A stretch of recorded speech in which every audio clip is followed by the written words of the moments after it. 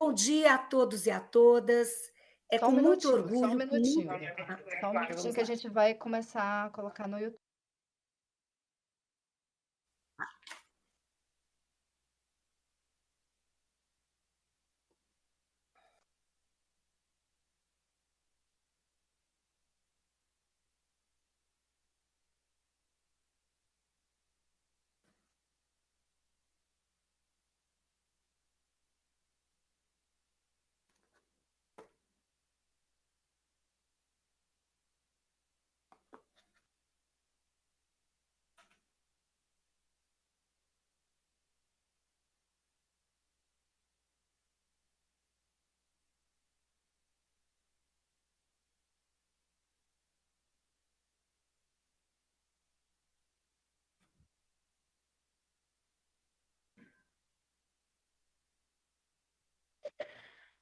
Senhoras e senhores, boa tarde.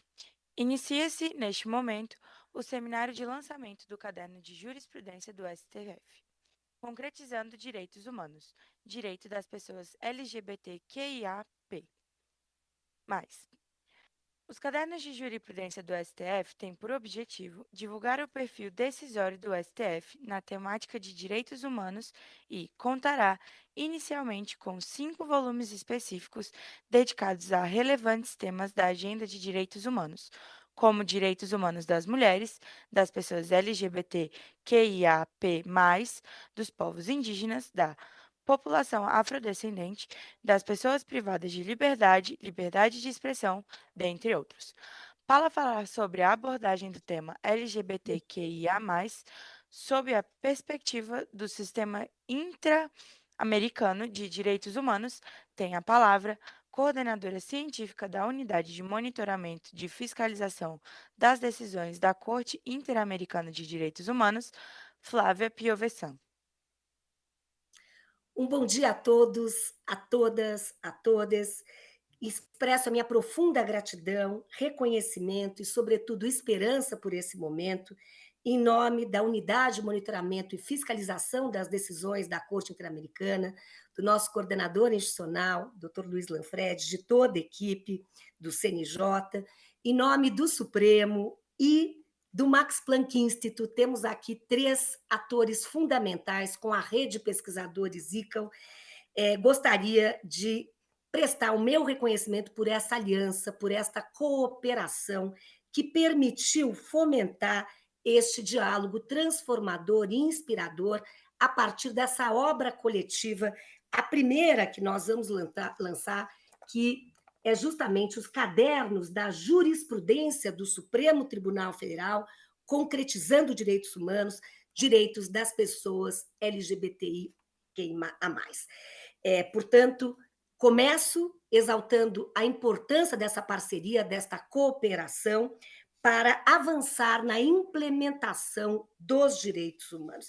Então, uma palavra de gratidão a toda a equipe ICAO, dos pesquisadores, ao apoio essencial do Max Planck Institute, na pessoa da minha querida amiga Mariela Morales, ao Supremo Tribunal Federal, sobretudo à Secretaria de Altos Estudos, na pessoa do Dr. Alexandre, que aqui está conosco, e CNJ.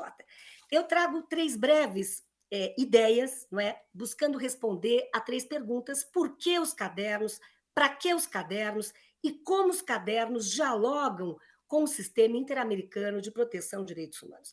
E as 3 ideias, muito brevemente: a primeira é a necessidade de identificar, sistematizar, divulgar a jurisprudência emblemática do Supremo Tribunal Federal no que se refere aos direitos. Portanto, resgatar e resguardar esse patrimônio civilizatório do corpus iuris constitucional brasileiro, que protege a dignidade humana, previne o sofrimento humano e permite converter a dor, a injustiça, o sofrimento em dignidade, direitos e respeito. Então, é emocionante no caderno aqui perceber a linha jurisprudencial, o quanto se avançou em 10 anos no que se refere ao reconhecimento das uniões homoafetivas, aos direitos aqui, à identidade de gênero, direitos de transexuais, criminalização da homotransfobia, gênero e orientação sexual nas escolas, estão aqui reunidos os leading cases, os casos que fizeram a diferença. Segunda ideia, fomentar o diálogo com o sistema interamericano. Essa foi a peculiaridade metodológica, ou seja, destacar, visibilizar os diálogos, a permeabilidade crescente entre o Supremo Tribunal Federal e o Sistema Interamericano de Proteção dos Direitos Humanos. Então, das 10 decisões, percebemos que 9 são respaldadas na opinião consultiva número 24 de 2017. Eu tive a honra de ser relatora para os direitos das pessoas LGBTI na região, quando fui comissionada e até vice-presidente da Comissão Interamericana. Essa era uma prioridade, a opinião consultiva 24, que trata do direito ao matrimônio igualitário e a proteção aos direitos à identidade de gênero. E esta opinião traz um direito fundamental, que é o direito de conferir sentido à sua própria existência, a partir de escolhas e convicções. O right to be, o direito de ser. Não há direito mais essencial que o direito de exercer as potencialidades humanas de forma livre, autônoma e plena. E eu termino com este convite. No marco do Pacto Nacional do Judiciário para os Direitos Humanos, a esperança é fortalecer a cultura de direitos humanos, é fortalecer a emergência de um novo paradigma jurídico, pautado pelos diálogos jurisdicionais, pelo controle de convencionalidade e pela prevalência do valor maior da dignidade humana. Então, muito obrigada, uma gratidão renovada e reiterada a todas as entidades que permitiram a construção desse sonho coletivo. Resgato, CNJ, Supremo, Max Planck Institute e a Rede ICAO. A nossa gratidão, a nossa esperança, e triunfamos aqui com o primeiro caderno de uma linha jurisprudencial que contará com outros tantos cadernos. E assim vamos semeando a cultura dos direitos humanos. Muito obrigada. Para falar sobre a Corte Interamericana de Direitos Humanos e os projetos para a difusão do diálogo de cortes, tem a palavra o secretário executivo da Corte Interamericana de Direitos Humanos, Pablo Saavedra. Muchas gracias y buenos días a todas y Muito todos. obrigado, bom dia a todos e todas. Agradecer esse convite para essa apresentação Libro. desse livro. Primero, destacar esta Antes de tudo, iniciativa y destacar lo que essa está haciendo iniciativa Brasil, como e lo o que o hemos Brasil está discutido fazendo, hace pocas semanas con como motivo falamos de há nuestras poucas conversaciones semanas en Brasil, em la nossa iniciativa del sessão lá no Consejo Nacional de Brasil. Justicia, Essa la unidad de iniciativa do monitoreo Conselho que Nacional de tienen, que es pionera en la Justiça, essa región. unidade de Creemos que monitoramento es de los pioneira buenos que tem na ejemplos região. y ojalá se siga en Creio otras que partes é de la um bom región exemplo e, y por oxalá, eso nosotros lo hemos outras destacado mucho, que partes es em algo outras regiões un continuem, ejemplo que ha dado porque el é um Supremo Tribunal de exemplo que o Justicia Supremo Tribunal de de Justiça Brasil al do respecto. Brasil tem dado com Y respeito a en este isso. marco E firmamos nesse ya marco casi un firmamos, año y medio, un já convenio de assinamos há entendimiento quase para um ano e meio, um potenciar este convênio de observatorio entendimento para que ha jugado un potencializar rol esse fundamental en observatório, que nosotros en tem el desenvolvido um seguimiento de papel nuestras opiniones consultivas fundamental y tanto del com respeito a unir as cumplimiento de nossas opiniões consultivas e Pero também para o cumprimento de en algumas este marco y sentenças. espíritu de E em diálogo base a esse con marco e nesse espírito de los diálogo, tribunales os en Brasil, tribunais do quiero Brasil destacar esta obra. gostaria de Es, destacar uno ve cómo es esta el obra. diálogo recíproco Você vê entre el como é o derecho diálogo nacional o recíproco internacional. entre o direito Cómo nacional esto e que muchas veces internacional. hablamos de una Como é manera isso que teórica, el muitas control de vezes falamos de forma convencionalidad, se teórica queda do plasmado controle de en decisiones. convencionalidade que fica Y marcado em quiero destacar decisões. dos elementos E que quero me llamaron destacar la dois atención. elementos que me La primera chamaram a decisión atenção. que A se primeira destaca, que decisão es que del foi año destacada 2011, é a do ano el mismo 2011. año É que o mesmo nosotros ano empezamos que nós con el caso Karen iniciamos com o Atala, caso que es Karen Natal, donde iniciamos toda onde nuestra línea começamos jurisprudencial por toda essa discriminación nossa por linha orientación sexual. jurisprudencial por No sé si será orientação coincidencia o no, pero sexual. los dos el Não sei se é mismo, coincidência ou los dos não, tribunales el mas mismo año. os Y eso dois es muy tribunais curioso, no mesmo ano. Isso é muito porque creo curioso, que empezamos a porque eu acho visibilizar que los começamos a temas visibilizar os de la temas comunidad da LGTBI comunidade en la región, LGBTI, en su caso en Brasil y nosotros en la que región.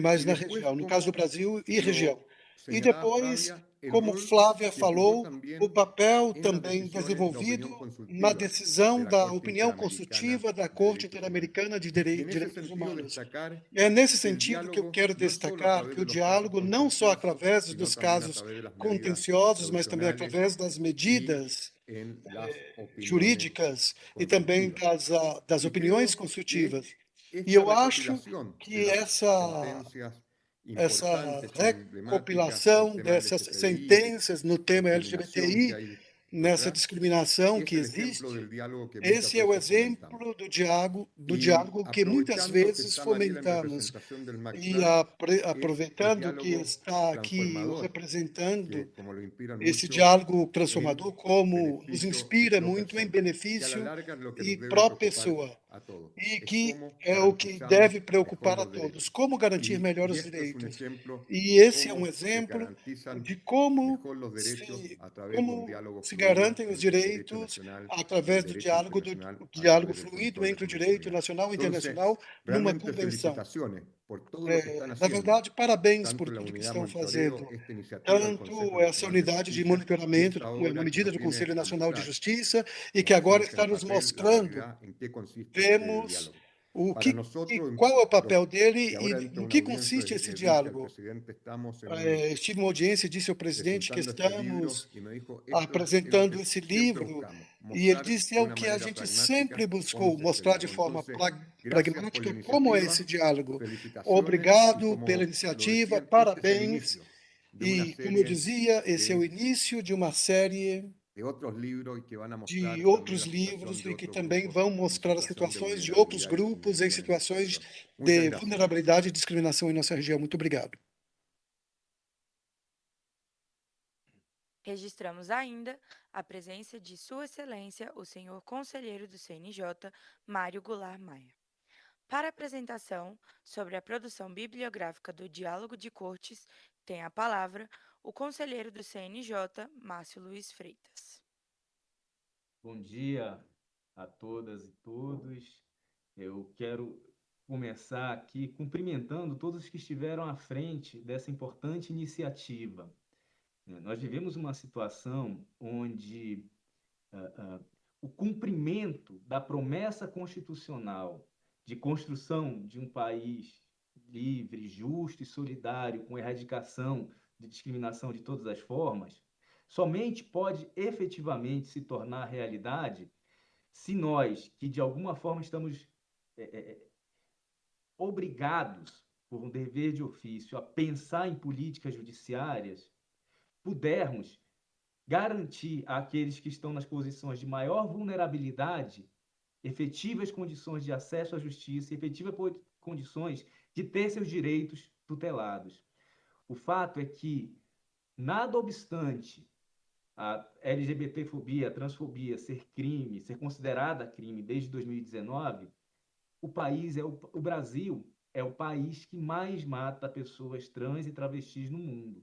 E isso pelo 13º ano consecutivo.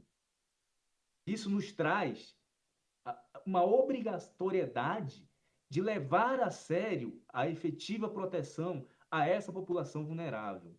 Não é possível se pensar em democracia, não é possível se pensar num país minimamente civilizado quando amplos setores da sociedade são marginalizados, são excluídos e têm negado alguns dos mais basilares direitos, como o direito de existir, o direito de viver, o direito, enfim, de buscar a sua felicidade da forma que melhor lhes aprouver, o direito à independência, o direito a ser feliz.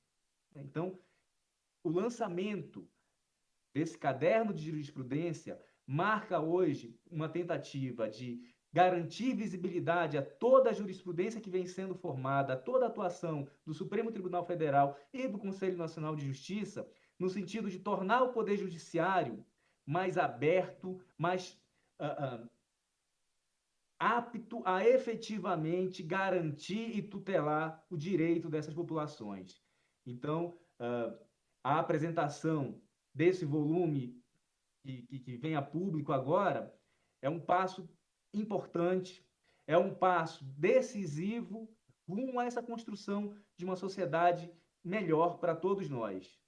Então, Então, eu, mais uma vez, cumprimento a todas e todas que estiveram à frente dessa importante iniciativa, que tem aqui a sua primeira publicação, mas que não se encerra aqui, né? Há muitos outros campos ainda que dependem e que exigem e demandam a nossa atuação firme, forte e efetiva, mostrando o nosso compromisso com os mais vulneráveis. Então, tenho certeza e tenho a esperança de que, trilhando esses caminhos, nós possamos estar deixando um legado de um país melhor para todos nós. O Boaventura Souza Santos diz que é preciso que nós consigamos garantir aos grupos e às pessoas, né, o direito à igualdade quando a diferença inferioriza, mas é preciso garantir também o direito à diferença quando a igualdade descaracteriza. E essa conjugação, né, de diferença e igualdade é que é algo que nós temos que aprender a tornar real, a tornar efetivo, a concretizar por meio da atuação do Poder Judiciário. Mais uma vez eu agradeço, cumprimento a todos pela iniciativa, que eu tenho certeza renderá sempre muito bons frutos. Com a palavra, o conselheiro Mário Goulart Maia. Bom dia a todos e a todas. Com muita satisfação que compareço aqui ao plenário do CNJ.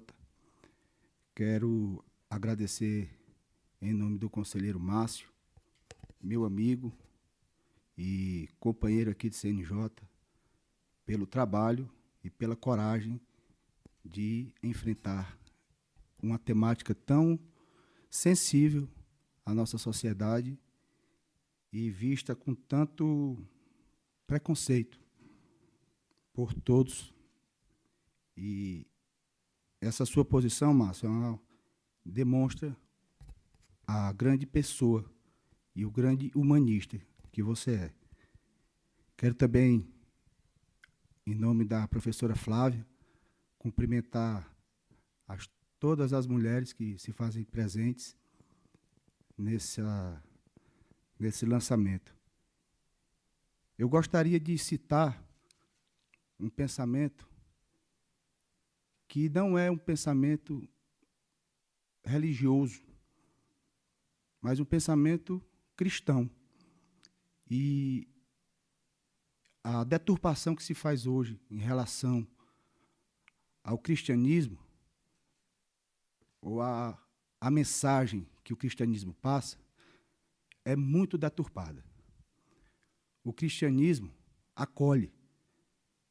Cristo, ou qualquer religião, mas aqui, notadamente, Cristo, ele acolhe a todos nós.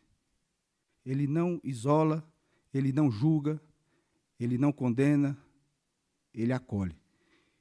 Eu queria citar uma passagem de Lucas, que está no capítulo 10, em que eu acho que demonstra bem como nós devemos nos posicionar. Diz assim: em resposta disse Jesus: um homem descia de Jerusalém para Jericó, quando caiu nas mãos de assaltantes. Estes lhe tiraram as roupas, espancaram-no e se foram, deixando-o quase morto. Aconteceu estar descendo pela mesma estrada um sacerdote. Quando viu o homem, passou pelo outro lado. E assim também um levita. Quando chegou ao lugar e o viu, passou pelo outro lado. Mas um samaritano, estando de viagem, chegou onde se encontrava o homem, e quando o viu, teve piedade dele. Aproximou-se, enfaixou-lhes as feridas, derramando nelas vinho e óleo. Depois colocou sobre o seu próprio animal, levou-o para uma hospedaria e cuidou dele. No dia seguinte, deu 2 denários ao hospedeiro e lhe disse: cuide dele, quando eu voltar, lhe pagarei todas as despesas que você tiver. Qual destes 3 você acha que foi o homem que caiu nas mãos dos assaltantes? Agora eu tentarei explicar porque essa passagem me tocou e me lembrei dela. Os sacerdotes eram os doutores da lei. Hoje, os doutores da lei são representados pelos magistrados. Os levitas eram a classe mais prestigiada na época. E o samaritano era a classe excluída, desprezada e que não fazia parte ou não era bem-vinda naquela sociedade. Hoje nós não somos mais magistrados nem sacerdotes. Hoje somos todos samaritanos. Hoje nós nos identificamos com as pessoas que são excluídas, as pessoas que são julgadas, as pessoas que sofrem. E nessa parábola, o próprio Cristo demonstra e narra que o samaritano, o menos prestigiado, foi o único a ter compaixão daquela pessoa que se encontrava numa situação tão difícil. Eu quero firmar o meu pensamento e o meu entendimento de que nada pode separar mais essa sociedade, até pela nossa formação. Nós somos um povo plural por essência. Não se justifica em nenhuma hipótese que a sociedade brasileira permita ou compre ou que fique calada, silencie, até pela nossa própria formação.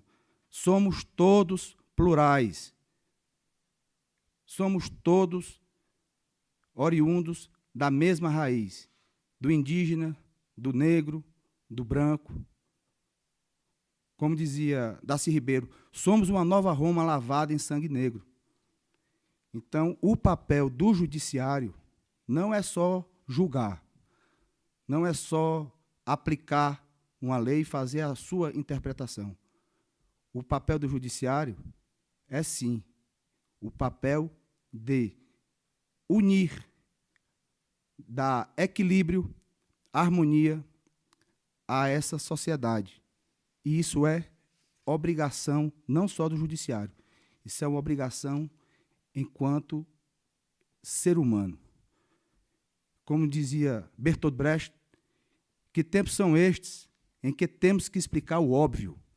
É necessário se explicar o óbvio. Infelizmente, hoje em dia, é necessário um lançamento de um livro contendo jurisprudência de como você deve tratar as pessoas diferentes de você.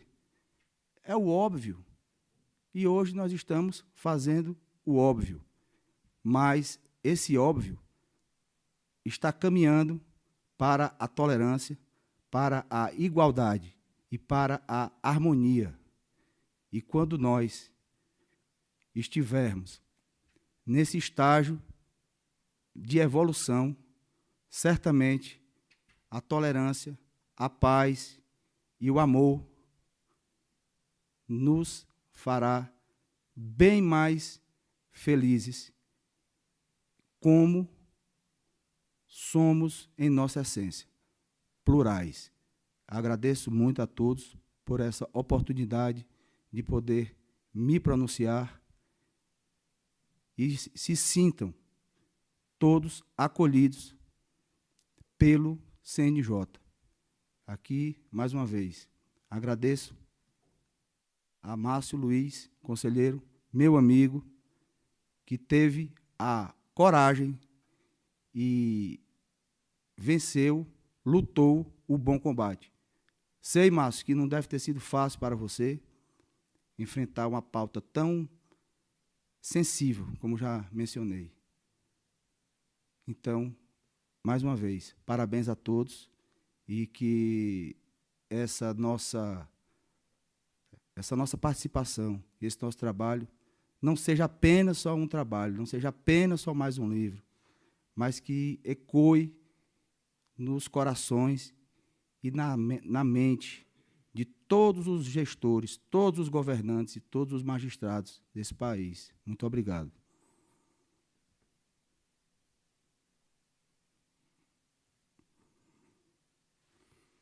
Para falar sobre a contribuição da Secretaria de Altos Estudos, Pesquisas e Gestão da Informação do STF nos cadernos de jurisprudência, tem a palavra o secretário de Altos Estudos, Pesquisas e Gestão da Informação do STF, Alexandre Freire.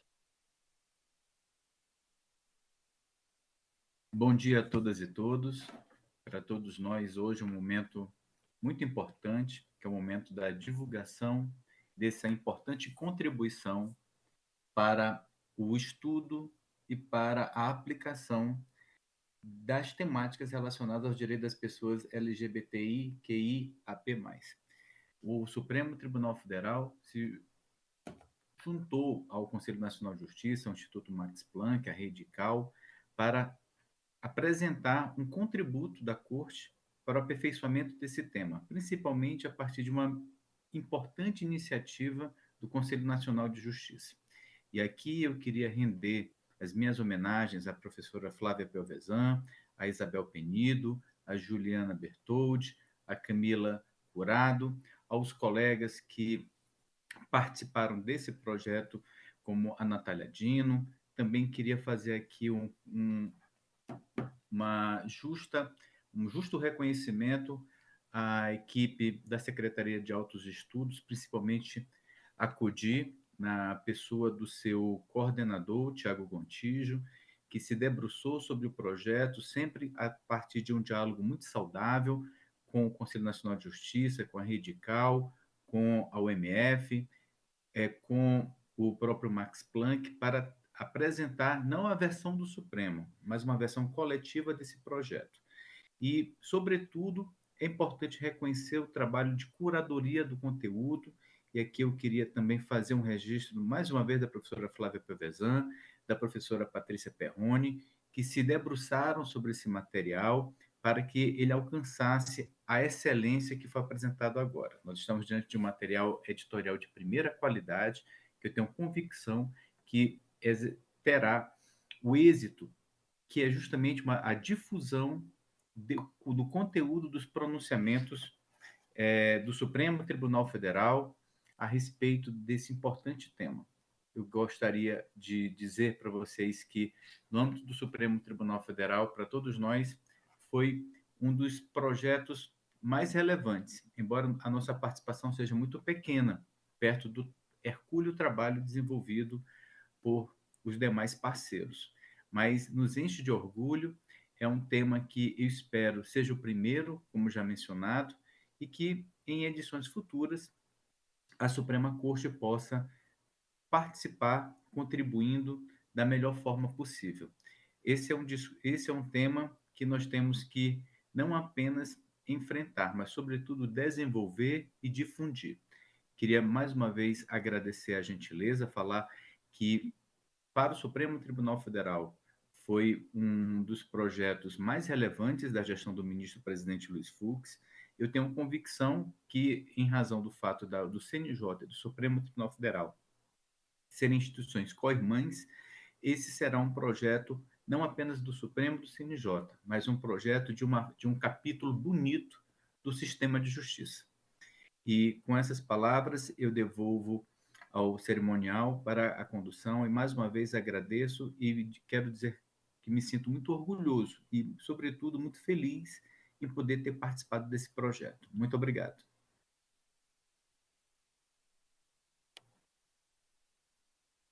Para falar sobre o papel do Instituto Max Planck e de sua rede de pesquisadores, tem a palavra a pesquisadora do Instituto Max Planck, Mariela Morales Antoniazzi. Muy buenas tardes desde aquí a todas y todos. Mi primera palavra de gratidão. Muito boa tarde a todos e todas. Minha primeira palavra agradecimento profunda, enorme, de lo que nos convoca el día de hoy, como es concretar esta iniciativa. concretar essa iniciativa, que é um sonho em conjunto que tivemos no coletivo, e não posso menos dizer ao Conselho Geral da Judicatura, ao colega, a Flávia, minha amiga da alma, companheira desses sonhos, e a toda a equipe ICA do Brasil e a todos vocês, e toda a equipe da UMF, que também conhecemos aqui no Instituto Max Planck. Eu gostaria de aproveitar esses breves minutos para ressaltar 3 pontos, como é o papel da academia na construção do constitucionalismo na região, e, em segundo lugar, destacar o papel da ICA no Brasil para destacar e impulsar essa construção desde um olhar acadêmico, e, em terceiro lugar, referir-me ao apoio da sociedade Max Planck neste projeto de divulgar as decisões emblemáticas do Supremo e em conjunto com o Sistema Interamericano de Direitos Humanos. Em primeiro, ver o impacto do Sistema Integrador Interamericano, e o clave aqui é ver o constitucionalismo junto da América Latina, e que foi essencial para enfrentar os problemas essenciais da região, como é a desigualdade, a violência, esses padrões de discriminação e a debilidade da institucionalidade democrática. Nesse contexto, a academia assumiu um papel que se orienta nessa linha de impacto transformador interamericano, não só quando incluem as normas, derrogação e políticas públicas, e a adequação ao sistema interamericano, que conhecemos com esse processo contínuo, dialógico, de desconstrução em conjunto para conseguir a pavimentação da interamericanização. E por isso podemos dizer que nossa obra hoje contribui a esse processo, que é um conceito, mas os conceitos são importantes. E aqui, sem dúvida, a comissão e a corte foram pioneiros à exigência de justiça, ao fim da impunidade na transição democrática e na demanda do fortalecimento da democracia, como é a proteção das pessoas e grupos em situação de vulnerabilidade. Por isso, eu estou agradecida com esse momento para ressaltar esse diálogo inclusivo, plural, e, acima de tudo, esse diálogo com o sistema interamericano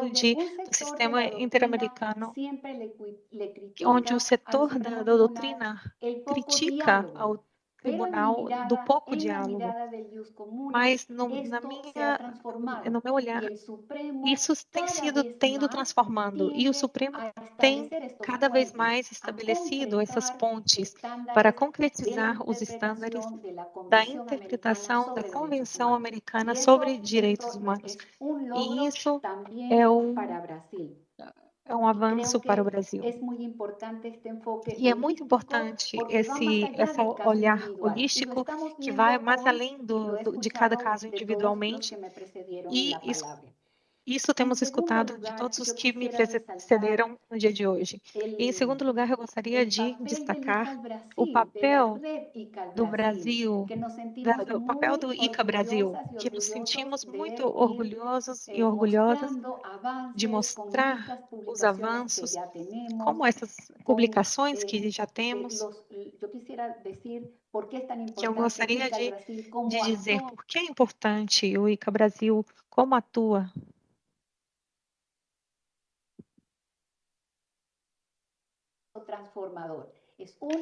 Em um projeto transformador. É um dos dos atores que brindam seu aporte.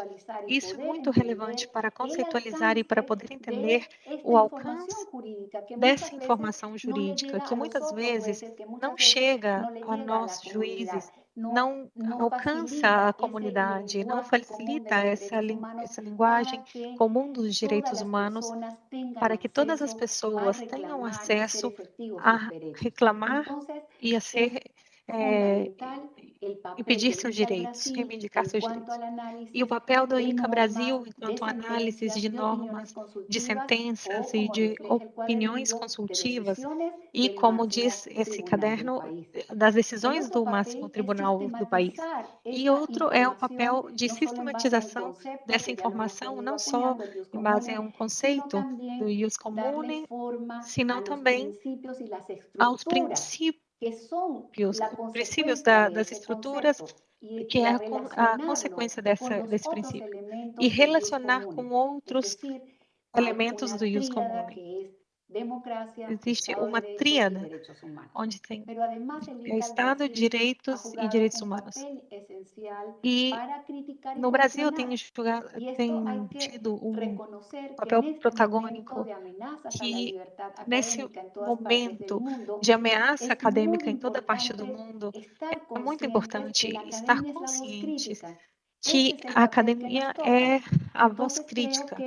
Então, esse é o papel que nos corresponde. E essa abertura do Conselho da Judicatura para mostrar esses diálogos, às vezes os silêncios também, isso ajuda a impulsar a atuação dos outros órgãos e dos outros atores do sistema da comunidade prática. Então, no final, o ICA Brasil tem um papel para as pessoas que vivem no Brasil, mas que dialogam com a região e com o mundo. E, para ir concluindo, tenho uma convicção profunda.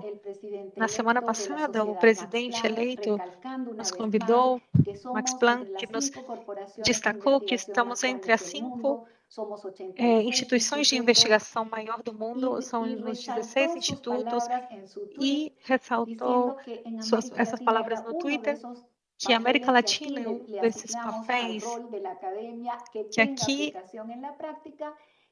que a academia tenha aplicação na prática para construir um mundo melhor. E isso é o que eu quero ratificar de parte da Sociedade Max Planck e desse instituto, os conceitos, a teorização, os estudos que fazemos têm uma aplicação consciente, que nosso papel contribui à construção de mais democracia, mais direitos e respeito ao Estado de Direito. De nossa parte do professor, muitíssimo obrigada. Muitas graças.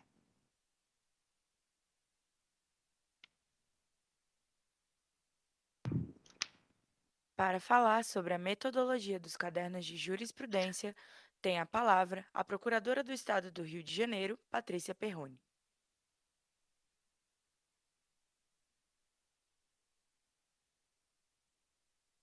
Me ouvem? Boa tarde a todos. Eu queria começar a minha exposição fazendo 3 agradecimentos. O primeiro ao Supremo Tribunal Federal, eu sou assessora no Supremo também, além de ser procuradora do Estado.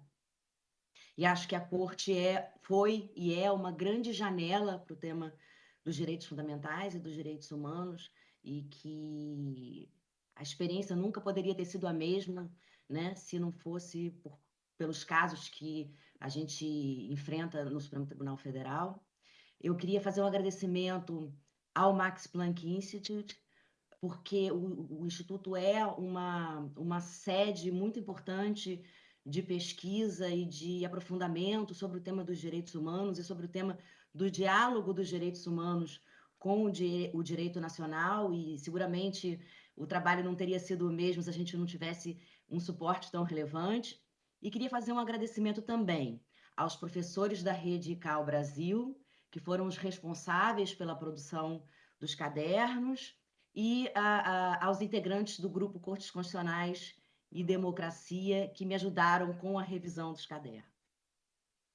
O que é o projeto, né? O projeto ele se propôs a desenvolver inicialmente 6 cadernos sobre a temática da concretização dos direitos fundamentais pelo Supremo e sobre o diálogo do Supremo com a jurisprudência interamericana, sobretudo, com o direito internacional dos direitos humanos e, em especial, com o direito interamericano. Então, o primeiro caderno que a gente produziu é o caderno sobre direitos das pessoas LGBTQIA, mas a gente tem a previsão de outros 5 cadernos nas temáticas direitos das mulheres, direitos dos povos indígenas e tradicionais, direitos dos afro-brasileiros, direitos das pessoas privadas de liberdade e liberdade de expressão. Todos esses cadernos estão em confecção, em etapas diferentes, né? E a proposta é justamente selecionar em cada um desses temas, que são temas-chave sobre direitos humanos, os casos mais importantes produzidos pelo Supremo e o diálogo que o Supremo desenvolveu e como o Supremo desenvolveu esse diálogo com a jurisprudência interamericana e com o direito internacional dos direitos humanos como um todo. Como é que a gente desenvolveu os cadernos, né? Primeiro, a proposta era buscar os principais julgados e não fazer uma lista exaustiva, né? Para produzir uma fotografia assim do trabalho da corte.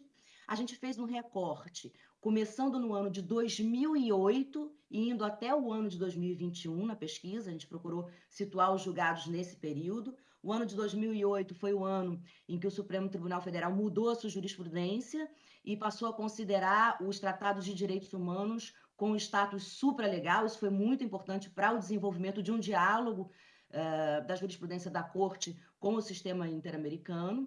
Né? Então, a gente localizou nesse período temporal e, eventualmente, quando os trabalhos referentes a esse período fizessem alusão a uma outra decisão anterior, a gente trazia essa decisão também para os trabalhos. A gente se ateve às decisões do Pleno do Supremo Tribunal Federal, porque a gente tinha preocupação justamente de que as decisões refletissem o entendimento colegiado da Corte, né?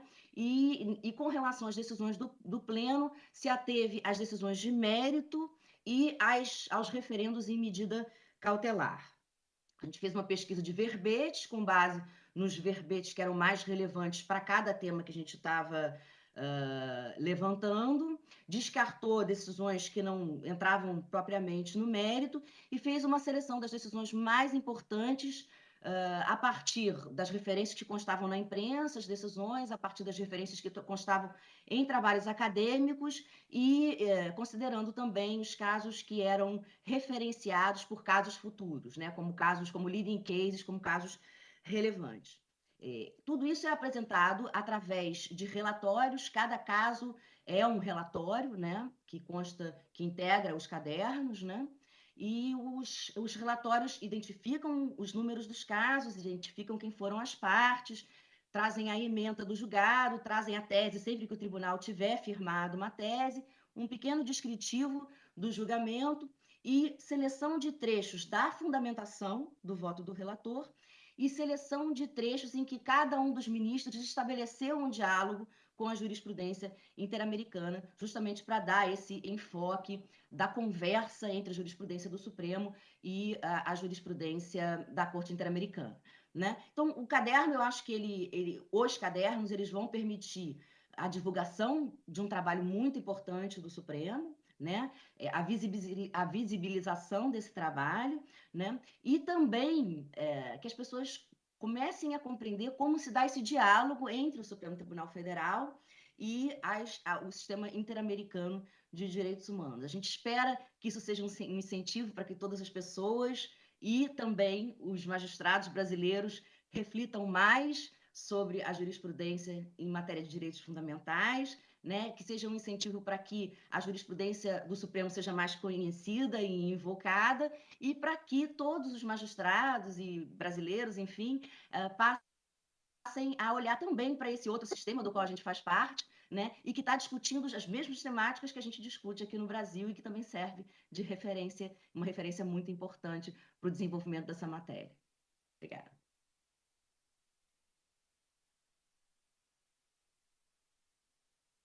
Para falar sobre a experiência dos cadernos LGBTQIA+, Mas, com base na atividade do STF, tem a palavra o representante da rede Ius Constitucionale Comune na América Latina, Sandro Goski. Muito bom dia a todas, a todos e a todos. Eu gostaria de falar primeiramente da minha alegria de ter participado de um projeto de tamanha envergadura. Foi realmente uma oportunidade única poder compartilhar e aprender com grandes referências do mundo dos direitos humanos, verdadeiramente compromissados com a causa. E eu quero agradecer também à querida professora Flávia Pervezan, a nossa fonte inesgotável de inspiração, por toda a confiança. E também não posso deixar de mencionar a professora Daniele Pamplona e agradecê-la por ter me introduzido à Rede ICA ao Brasil. E também quero registrar um especial agradecimento às queridas colegas Cristiane Stebel e Juliana Bertoldi, e aos queridos Gabriel Bittencourt, João Gabriel Achegas e João Tax, que me auxiliaram na realização desse trabalho. Sem vocês, certamente, esse projeto não teria se concretizado a tempo. Bem, a nossa equipe se debruçou sobre 10 decisões consideradas emblemáticas a partir desse recorte metodológico que a doutora Patrícia Perrone expôs, e que, ao reconhecer direitos humanos, né, à população LGBTQIAP+, fazem-no por meio da incorporação de estándares protetivos de direitos humanos do sistema interamericano. E esses estándares não são só oriundos dos casos concretos levados até os órgãos do sistema, como também de importantes instrumentos não contenciosos, como, por exemplo, a opinião consultiva 2417 da Corte Interamericana e o próprio relatório Violência contra as Pessoas LGBTI nas Américas da Comissão Interamericana, como relembraram há pouco a professora Flávia Pervezan e o secretário executivo da comissão, o Dom Pablo Saavedra. Das 10 decisões que compõem o caderno, eu gostaria rapidamente de destacar 4 delas. A primeira, é claro, a decisão que reconheceu a união estável entre pessoas do mesmo sexo em 2011.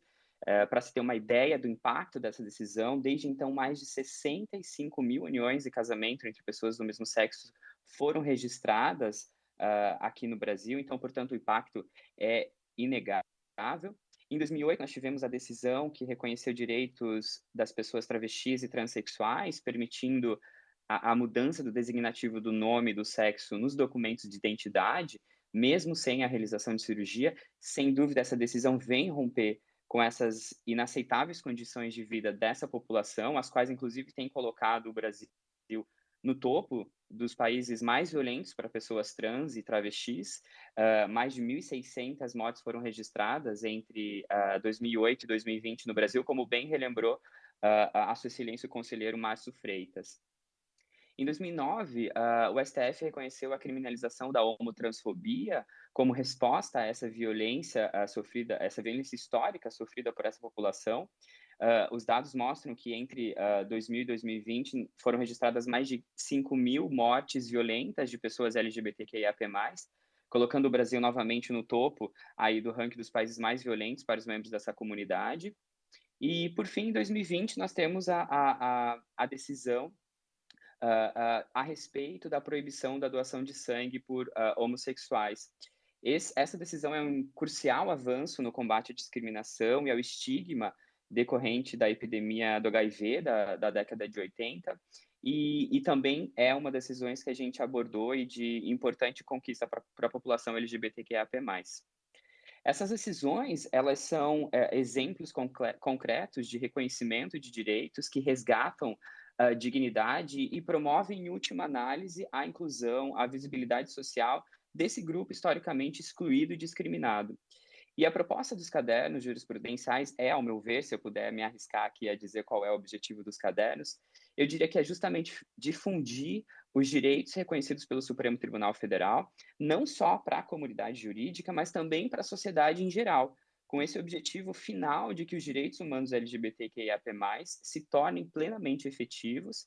E isso porque a gente acredita que, à medida que a população, as empresas, por que não também, né? E o próprio Estado reconheçam o conteúdo desses direitos, esses entes passem a respeitá-los e a garanti-los a todos os seus titulares. Para encerrar aqui a minha oportunidade dentro do tempo que me foi conferido, eu gostaria de trazer um pensamento da ativista norte-americana Nancy Polikoff, que quando reforça que ao terem os direitos garantidos, a população LGBTQIA+, ela pode focar as suas energias em outras questões, em outros temas de tamanha importância para a sua vida, né, e para o seu projeto de vida, que é a aquisição de paz emocional e estabilidade econômica, para que possa nutrir a criação das próximas gerações. Então, eu queria, uma vez mais, registrar o meu agradecimento a toda a equipe, ao CNJ, por meio da UMF, ao STF, ao Max Planck e à Rede ICAO, e dizer que realmente foi uma honra poder ter participado desse projeto. Muito obrigado.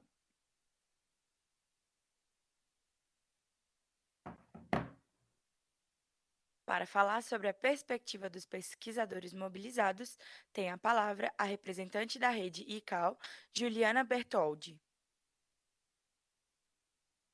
Inicialmente, gostaria de agradecer a todos e a todas e a todes que nos acompanham na manhã de hoje.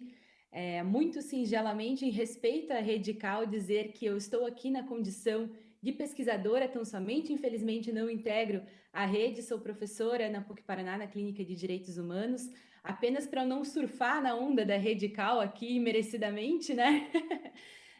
E dizer que eu tenho um trabalho aqui muito, muito singelo, né? Que é o de falar sobre a experiência na qualidade de pesquisadora.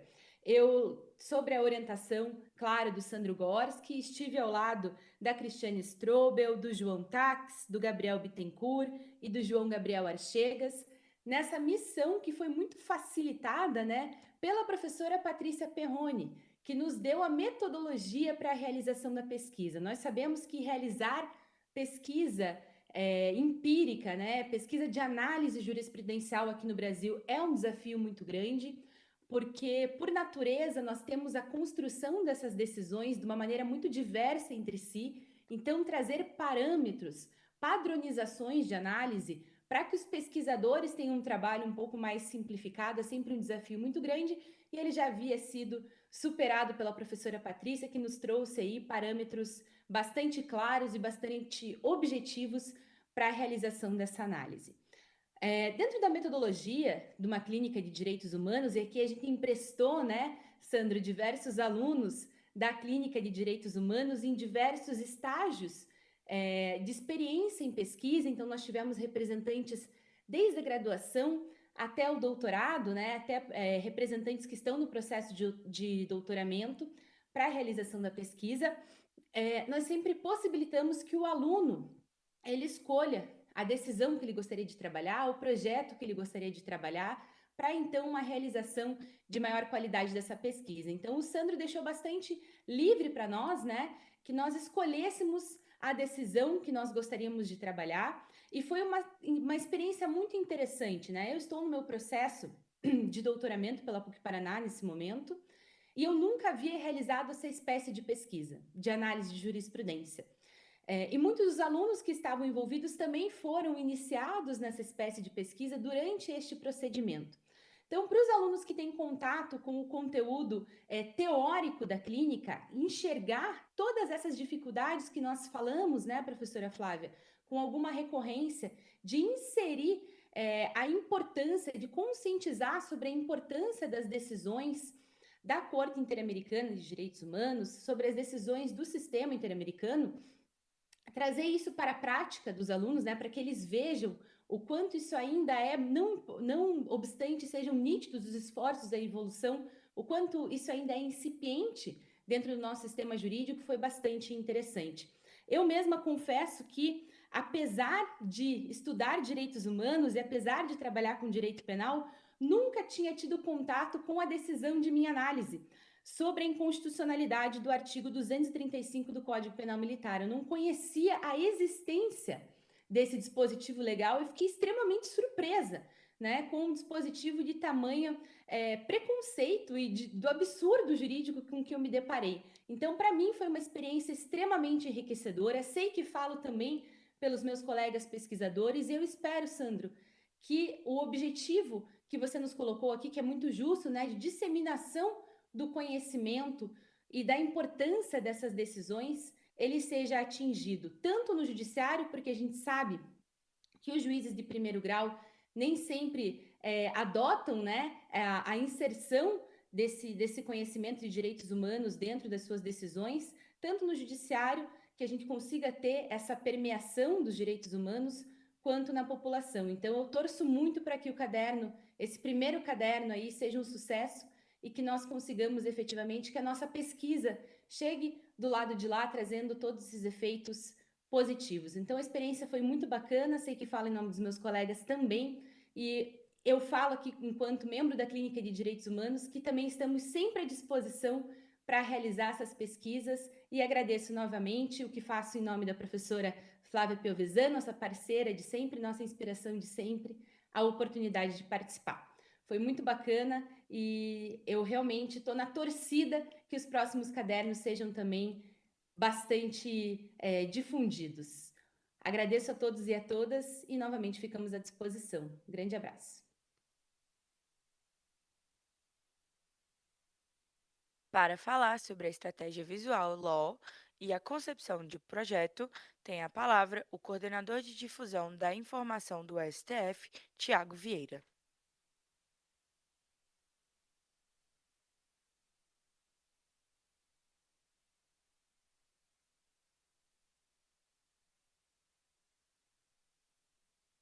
Agora sim consegui ativar o meu áudio.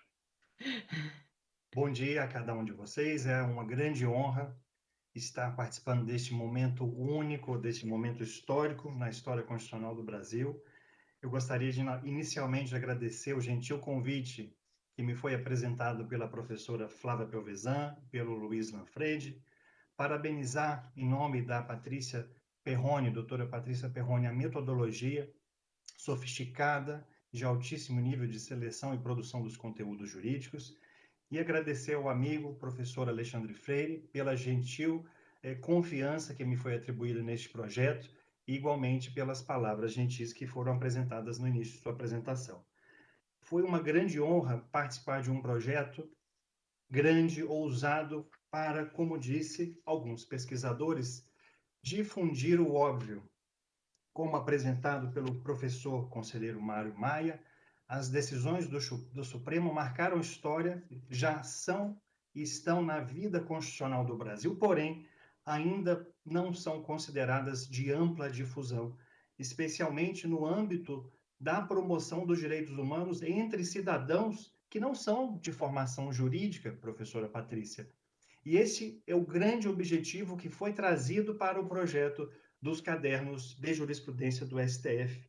Como é possível reconhecer as garantias e ampliar todo esse processo de difusão por meio de uma comunicação mais clara, mais direta, mais objetiva e que use metodologias para trazer e aproximar o cidadão da jurisprudência do Supremo Tribunal Federal. Como podem observar, a capa da própria obra, que foi mostrada por diversos apresentadores, ela já traz em si um conceito visual inclusivo, com cores que foram pensadas especialmente para facilitar a compreensão e trazer uma ideia igualitária de direitos humanos e na sua concretização. Mais do que isso, quando pensamos em design jurídico, pensamos em direito visual, o que vem à questão é como eu posso melhorar a experiência dos usuários. E aqui dizemos, como muito bem apresentado pelo próprio Sandro, não se trata apenas de ampliar o conhecimento dessas decisões para o público jurídico, é mais do que isso. Nós estamos aqui num processo de democratização e de promoção da cidadania para todos os cidadãos, para todo o Brasil e também para outros países e outras realidades constitucionais. Então, a técnica de design jurídico e visual que foi adotada na publicação, ela segue um processo de hierarquia da informação, em que inicialmente são apresentadas pílulas com informações essenciais, estratégicas, elaboradas brilhantemente em linguagem simples, em linguagem objetiva. E desde o sumário, o leitor já consegue identificar quais são as temáticas que foram elaboradas, quais foram os julgados essenciais e os direitos humanos que foram promovidos pelo Supremo Tribunal Federal por meio destes 10 julgamentos. Uma visão ainda mais intuitiva foi apresentada numa linha do tempo que mostrou, professora Flávia, como dito anteriormente, a década de promoção de direitos humanos no âmbito do Supremo Tribunal Federal, desde 2011 a 2020. E, coincidências ou não, representa a década em que outras realidades constitucionais também promoveram direitos LGBTQIA+. Isso mostra que o usuário, o leitor, consegue, de maneira intuitiva, observar a evolução durante esse tempo e, a partir do seu próprio interesse, naquele momento, naquela leitura específica, consegue adentrar em cada um desses julgados, conforme a sua necessidade naquele momento. Se é um juiz, um magistrado, um cidadão que está analisando, qual é o direito que eu quero observar? E tudo isso foi muito bem pensado pelas equipes jurídicas, que apresentaram resumos a partir dos títulos, como, por exemplo, o primeiro, que trata de união estável homoafetiva. Resumos objetivos em linguagem direta e simples. Cada um dos julgados, quando adentramos, além de todo o trabalho sofisticado que foi elaborado sobre o plano de pesquisa acadêmica, nós também apresentamos a fundamentação de cada uma dessas decisões. Quais são os fundamentos constitucionais de tratados internacionais de direitos humanos que foram adotados dentro de cada decisão e apreciado pela Corte por seus ministros? É possível, assim, identificar de maneira simples e fácil quais foram efetivamente os fundamentos decisórios. E, a partir desse tópico, o próprio leitor, o próprio usuário, pode avançar conforme o seu interesse, a depender do fundamento pesquisado. Todas essas inovações de design, inovações visuais, elas buscam mais do que ampliar a transparência dos julgados do Supremo, promover, professora Flávia, a cidadania e a democratização dos direitos humanos no âmbito do Brasil e, por que não, de outras realidades constitucionais. Reiterando os parabéns e os elogios pela iniciativa ousada do CNJ, do Supremo Tribunal Federal. Eu agradeço mais uma vez ao professor Alexandre Freire pela oportunidade de participar deste tão relevante projeto e devolvo a palavra ao cerimonial. Meu muito obrigado.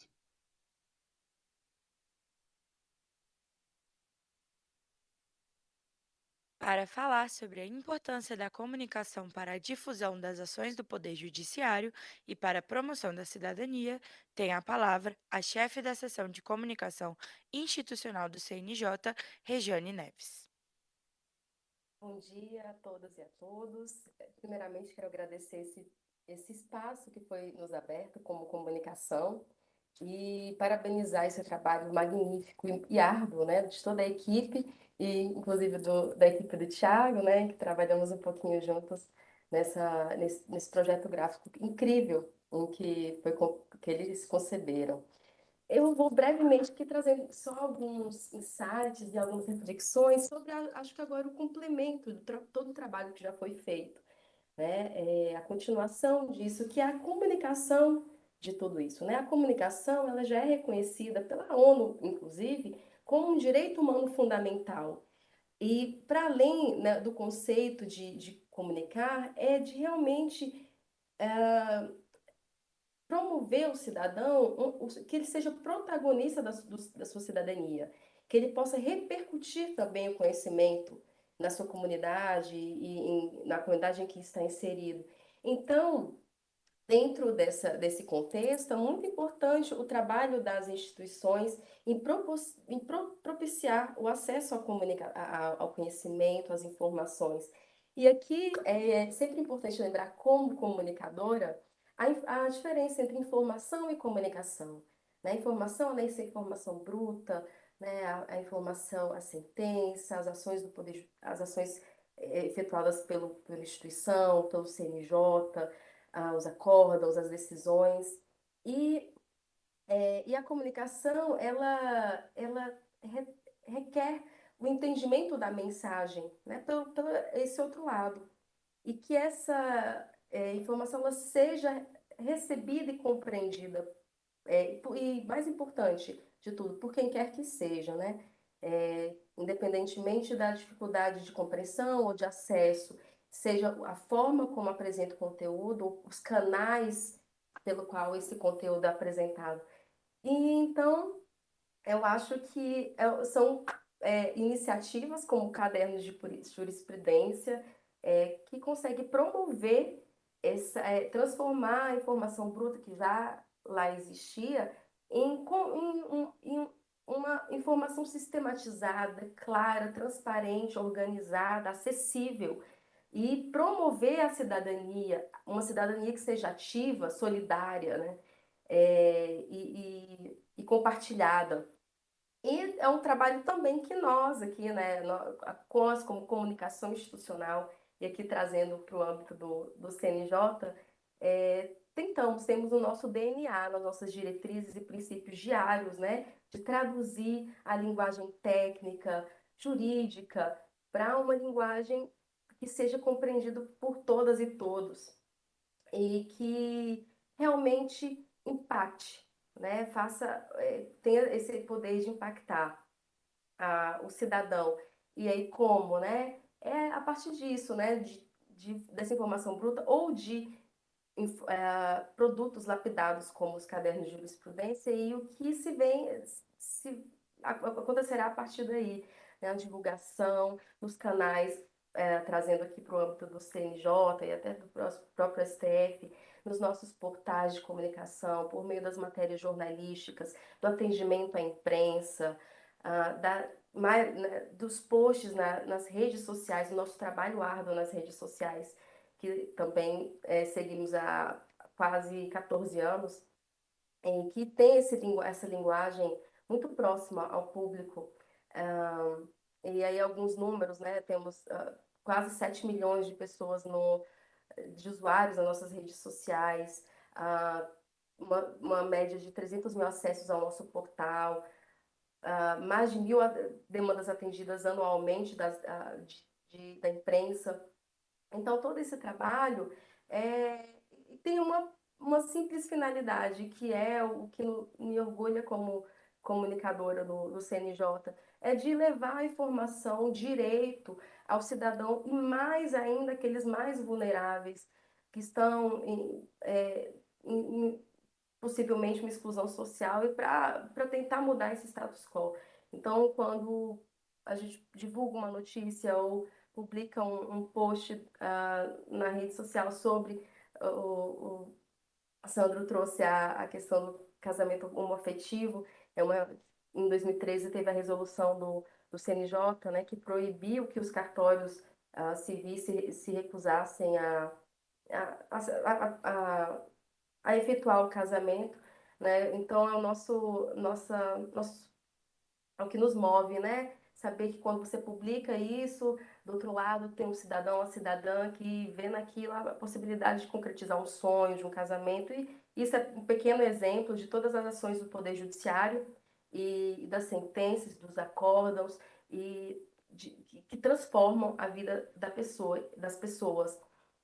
E nós, como comunicação institucional, sempre tentamos ter esse olhar, esse grande desafio de traduzir em uma linguagem acessível, transparente, clara, equalitária para todos e todas e todes que nos acessa, para que ela realmente tenha essa informação. E um produto magnífico como os cadernos de jurisprudência nos ajuda já a percorrer meio caminho para que isso seja efetivo e possa, de fato, promover a cidadania, de dar os instrumentos necessários para que o cidadão seja protagonista da sua cidadania de forma ativa, solidária e feliz. Muito obrigada pelo espaço e parabéns a todos pelo trabalho.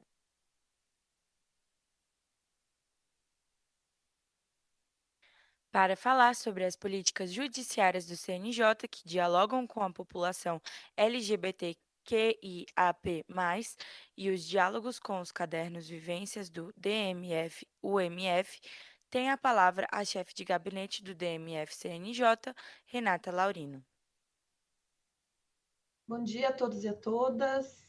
Eu me junto ao coro de parabéns pela tão importante iniciativa que foi brilhantemente conduzida em parceria com órgãos tão importantes na garantia dos direitos das pessoas LGBTI. Eu falo hoje, me somando a todas essas falas tão potentes e importantes que trouxeram detalhes da parceria, detalhes da metodologia de trabalho e também localizando as ações do Conselho Nacional de Justiça na promoção dos direitos dessa pessoa, que se materializam neste caderno, mas também envolvem outras iniciativas também bastante relevantes. Eu trago aqui à baila a pesquisa brilhantemente conduzida pelo Observatório de Direitos Humanos do Conselho Nacional de Justiça, o lançamento recente do formulário Rogéria, que apresenta um estudo para tratamento da situação de risco da população LGBTI, que foi brilhantemente conduzido pelo conselheiro Márcio, que aqui nos honra com sua presença. Também trago e convido a todos e a todas a conhecerem a Resolução 348 de 2020, que trata da população LGBTI privada de liberdade e também sujeita a processos criminais e socioeducativos. Todas essas iniciativas também têm baliza na jurisprudência interamericana, especialmente na jurisprudência constitucional brasileira, e elas refletem uma grande abertura do Poder Judiciário a adereçar problemas e questões vivenciadas por populações marcadas por vulnerabilidades específicas. Então, é um sinal, como disse o conselheiro Mário há pouco, da abertura do Poder Judiciário para que os cidadãos e as cidadãs possam acessar e entender que o Poder Judiciário está aberto a escutá-las, está aberto a protegê-las, como assim prevê a sua função constitucional.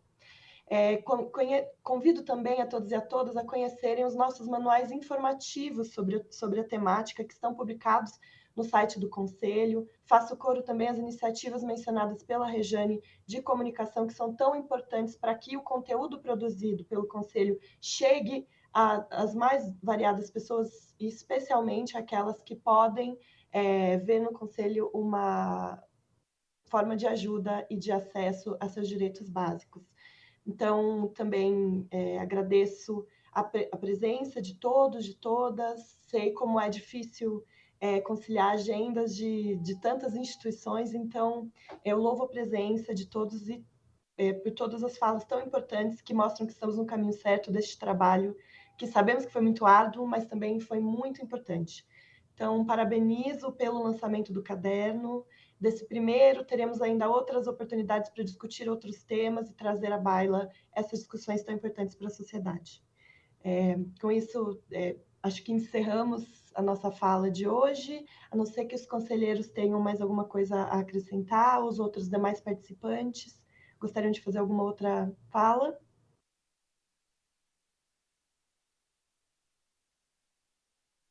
Se não... Cumprimentar a todas e a todos mais uma vez por essa iniciativa, por todo esse projeto e esse trabalho.